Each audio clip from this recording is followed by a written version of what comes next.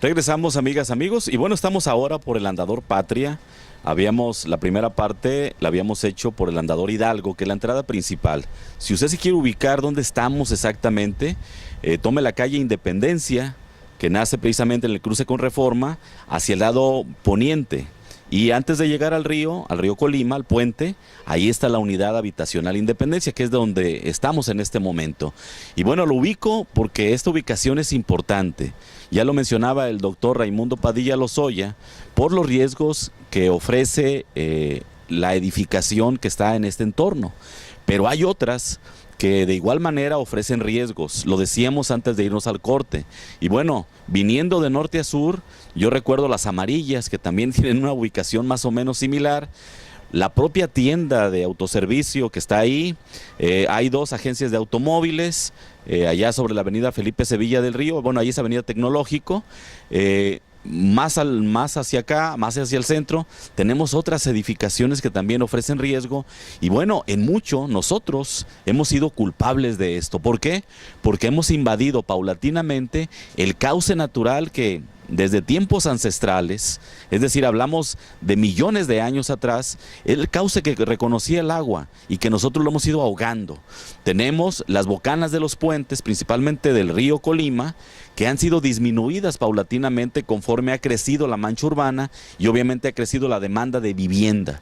Si vemos en la calle Torres Quintero, vemos la cantidad de bocas o bocanas que tiene el puente, vemos que lamentablemente más de la mitad ya han sido obstruidas con edificaciones que nada tienen que hacer ahí porque están invadiendo el arroyo natural del río Colima. Y bueno, esto tarde que temprano ofrece riesgos y riesgos que pueden ser mortales. Pero ¿qué otros lugares tenemos de riesgo, Ray? Bueno, en este proyecto que se llama Reubicación de Poblaciones en Zonas de Riesgo, estamos contemplando en esta etapa 12 sitios, 6 en el municipio de Tecomán y 6 en el municipio de Colima.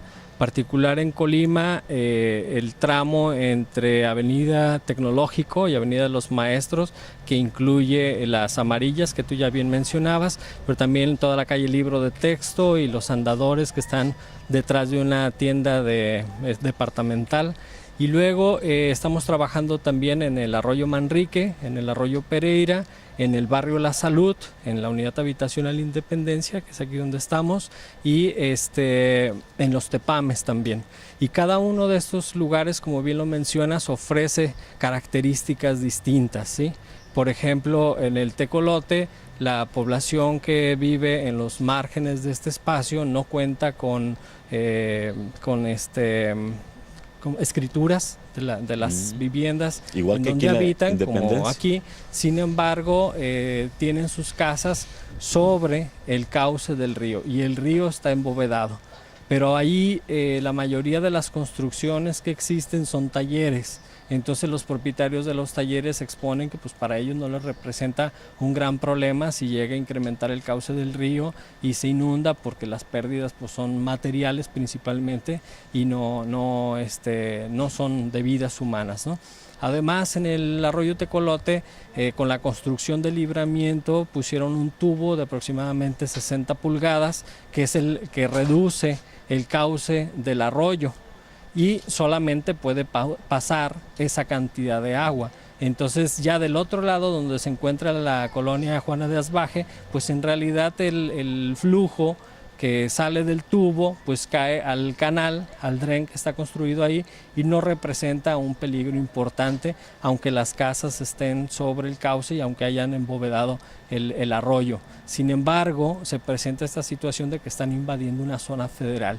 Independientemente de que haya riesgo o no, están invadiendo una zona federal y por ley se tiene que reconocer ese espacio que la Conagua tiene que delimitar y mover a los vecinos de ahí. En el caso del arroyo Manrique, por ejemplo, los propietarios sí cuentan con escrituras, ¿sí?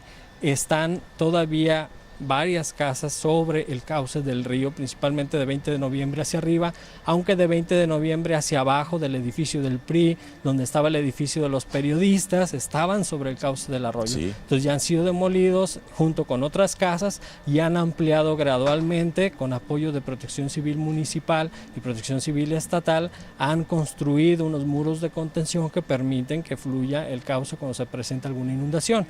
Sin embargo, pues siguen siendo zonas de riesgo ante desborde del agua cuando se presentan avenidas muy importantes, principalmente por la presencia de los huracanes.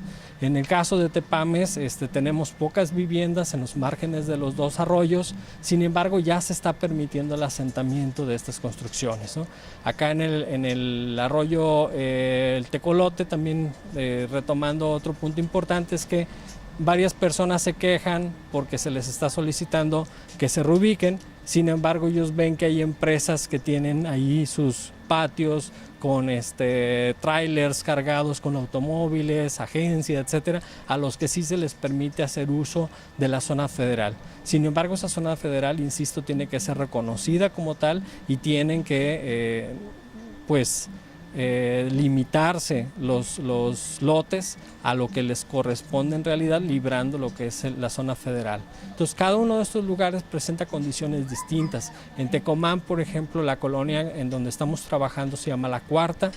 Es una colonia que está a un lado hacia el oriente de la ciudad de Tecomán, que fue construida con recursos del Infonavit, pero que está en una zona entre dos drenes.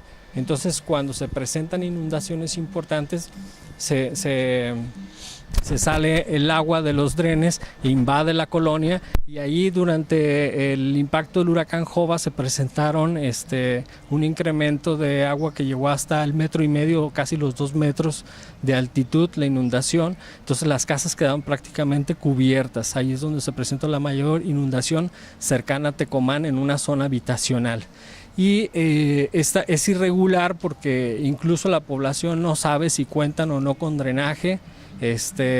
Los recibos de la luz de toda la colonia llegan a nombre de 2 personas que fueron los que construyeron esa unidad habitacional, o esa colonia más bien, y pues se presenta también el fenómeno de la migración de personas que vienen de los estados vecinos y que andan buscando espacios muy baratos para vivir, y que también pues en ocasiones llegan personas que se dedican a negocios ilícitos, etcétera, y que se forman focos de inseguridad, ¿no? Entonces son distintas las condiciones de cada uno de estos espacios. Sin embargo, pues se tienen que atender de distinta manera, ya sea construyéndoles obras de mitigación o bien reubicándolos. Algunos lugares, como por ejemplo esta unidad habitacional Independencia, pues una parte sí tendría que ser reubicada, sobre todo la que está más expuesta al río. Sin embargo, las otras casas que están distantes 10 metros del margen del río, pues pueden ser beneficiadas con la construcción de algún muro, ¿sí? Existe también por parte de los vecinos la intención de construir en todo el margen del río Colima, desde el sur hasta el norte, un parque lineal. Y esa ha sido una constante petición entre los vecinos, por ejemplo, la colonia del barrio de la Salud, ¿sí? O de las Amarillas, porque ellos mismos dicen que cuando van al médico, como ya son mayores de edad, cuando van al médico les recomiendan que hagan ejercicio y que caminen por las calles. Sin embargo, salir a las calles aquí en el centro pues es peligroso, inhala mucho smog, etcétera, y les puede generar hasta un problema de riesgo por algún accidente. Pero ellos están de acuerdo en que si se construyera un parque lineal en todo el margen del arroyo Colima o del río Colima, pues ellos estarían felices, ¿no? Porque podrían realizar varias actividades de convivencia familiar, tener bancas y tener lámparas y un andador que les permitiera hacer ejercicio y desplazarse de un lado para otro. Y además pues se presenta esta situación de que no quieren abandonar este espacio porque es céntrico, y claro, estas personas que viven aquí viven en condiciones muy vulnerables, de pobreza, y los recursos que obtienen en realidad los ganan vendiendo algunos productos en el centro de la ciudad, desde bolsas de palomitas, paletas, dulces, que representan un ingreso pues menor pero que son el único ingreso que tienen estas familias, además del apoyo que puedan recibir por parte de sus familiares. Entonces, cuando se plantean estos problemas de atención a la ciudadanía y de reubicación de esos espacios, son muchos los factores que entran en juego y que tienen que ver con la condición económica, social, la organización que tiene la población, ¿no? Son procesos muy complejos las reubicaciones porque implican fragmentar el desarrollo, el devenir que tiene la historia de una familia o de un individuo, ¿no? Porque cambias de espacio, cambias de entorno, de dinámica, ¿sí? De amistades, de ambiente. Te cuento, por ejemplo, un caso rapidísimo, cuando la reubicación que se presentó después del temblor del 21 de enero del 2003, muchas de las familias reubicadas eran de las colonias de la España, del Tívoli, del Mezcalito, y se los llevaron para allá las colonias del Mirador de la Cumbre 1, 2 y 3. Entonces se reunieron en un mismo espacio grupos que habían estado históricamente enfrentados, como antagónicos, etcétera. Eso explica por qué actualmente esos lugares pues también representan cinturones considerados como violentos, ¿no? Entonces se deben tomar en cuenta distintos factores para no perjudicar a las personas y que obtengan algún beneficio, ¿no?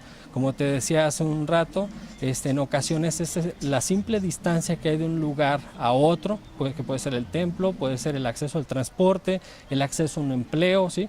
Lo que puede determinar que las personas decidan reubicarse voluntariamente o que decidan quedarse donde están y enfrentar las condiciones en las que se encuentran.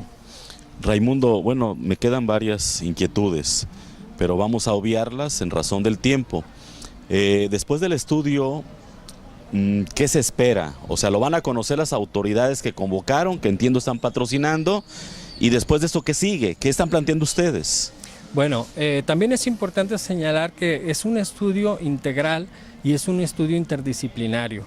En este estudio están participando profesionales de trabajo social, de psicología, ingenieros civiles, topógrafos, arquitectos, tu servidor que soy historiador y antropólogo, ¿sí? Y que estoy dirigiendo el proyecto, pero también funcionarios de los 3 niveles de gobierno, tanto el federal como el estatal y el municipal, de la Dirección de Ecología, de la Dirección de Obras Públicas, ¿sí? Y que tienen esta intención de conocer cuál es la realidad en la que están viviendo estas personas que están ubicadas en zonas de riesgo. Entonces nosotros lo que realizamos con esta aplicación de técnicas y de metodologías como la entrevista, como la observación etnográfica, como la encuesta, las mesas de diálogo, lo que hacemos es recopilar información de calidad, darle un orden, ¿sí?